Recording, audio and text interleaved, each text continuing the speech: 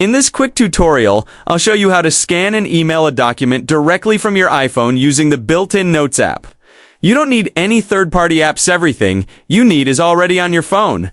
Let's get started. First, open the Notes app on your iPhone now. Create a new note by tapping the Compose icon at the bottom right. Make sure you're creating this note under your iCloud account. If you're using Gmail, Outlook, or another connected account, the Scan option won't show up.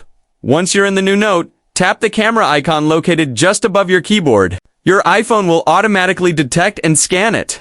If it doesn't scan automatically, you can tap the shutter button to capture it manually.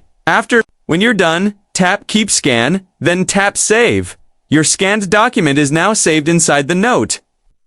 Tap the arrow or share icon at the top right corner of the screen. From the share, tap the Mail app or choose another mail app if you prefer.